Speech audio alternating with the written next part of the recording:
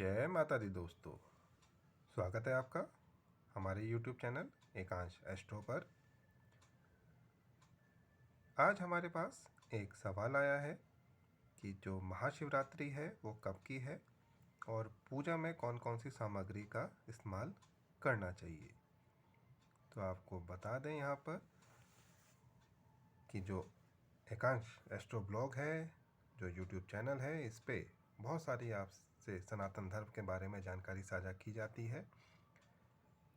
आज इस प्रश्न का आपको जवाब देंगे।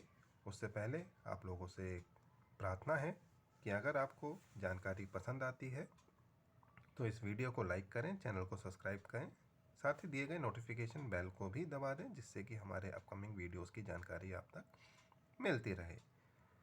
तो सबसे पहली चीज़ कि शिवरात्रि का जो पर्व है ये 1 मार्च 2022 को मनाया जाएगा।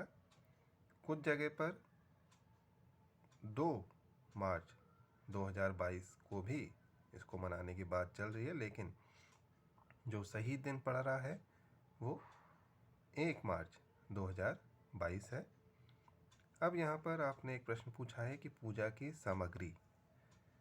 तो पूजा की सामग्री की अगर बात की जाए तो सबसे पहली चीज़ कि शिवलिंग होना चाहिए, जिस पर आप जल चढ़ाएंगे, जलाभिषेक करेंगे, दुग्धाभिषेक करेंगे, तो शिवलिंग तो आपके पास होना ही चाहिए।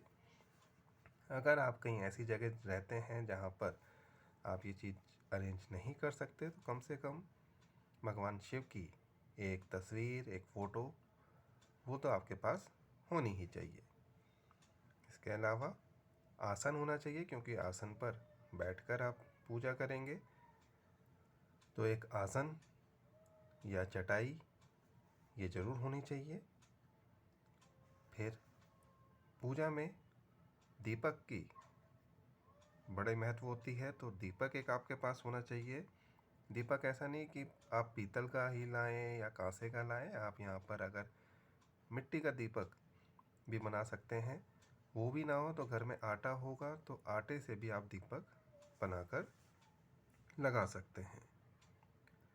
इसके बाद बत्ती चाहिए होगी, तो जो कि रुई की बनती है, कपास की बनती है, वो होगी। कोशिश करें घी का दीपक जलाने की। अगर घी का दीपक नहीं मिलता है तो आप फिर तिल्ली के तेल का दीपक भी जला सकते हैं। इसके अलावा बेलपत्र आपके पास होना चाहिए। कलश या कोई तांबे का बर्तन आप ले सकते हैं जलाभिषेक के लिए, दुग्धाभिषेक के लिए। एक थाली जिसमें आप ये सारा सामान रखेंगे, तो एक थाली भी होनी चाहिए। अगर जैसे आप शिवलिंग को स्नान कराना है तो एक सफ़ेद कपड़ा अगर आप अरेंज कर सकते हैं तो वो भी आप रखें। जलाने के लिए माचिस, धूप बत्ती, अगरबत्ती को हम नहीं इस्तेमाल करते हैं, क्योंकि अगरबत्ती के अंदर ज़्यादातर जो भारत में मैन्युफैक्चर होती हैं उसमें बांस का इस्तेमाल होता है, और बांस को सनातन धर्म की पूजा में वर्जित माना गया है। आप खुशबू के लिए, सुगंध के लिए घर में अगरबत्ती जरूर जला सकते हैं, पूजा करते हुए नहीं। इसलिए यहाँ पर हमने धूप बत्ती को बोला है, अगरबत्ती के लिए आप अवॉइड ही करें। चंदन तिलक करने के लिए अगर चंदन आपके पास नहीं है तो चंदन का पाउडर भी आता है, वो भी आप ला सकते हैं। कपूर, जिसको अंग्रेजी में कैम्फर भी कहते हैं, रोली आपको चाहिए होगी। साथ ही फूल, पुष्प, जिससे कि आप उनको अर्पित करेंगे। तो कम से कम इतनी चीज़ें तो चाहिए। और अगर आप दुग्धाभिषेक करना चाहते हैं तो फिर कच्चा दूध यहाँ पर चाहिए होता है, पका हुआ दूध नहीं, कच्चा दूध आप ले सकते हैं, उससे भी आप दुग्धाभिषेक कर सकते हैं। बाकी कुछ लोग यहाँ पर और भी सामान रखते हैं, जैसे कि गुलाल हुआ, गुलाब जल हुआ, भांग हुई, धतूरा हुआ।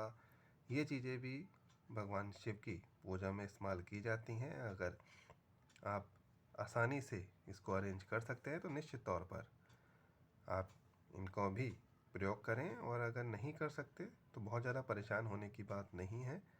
आपको जितनी चीज़ें हमने बताई हैं आप इनसे भगवान भोलेनाथ की पूजा कर सकते हैं। भगवान शिव का आप सभी पर आशीर्वाद यूं ही बना रहे। आपका कल्याण हो। धन्यवाद।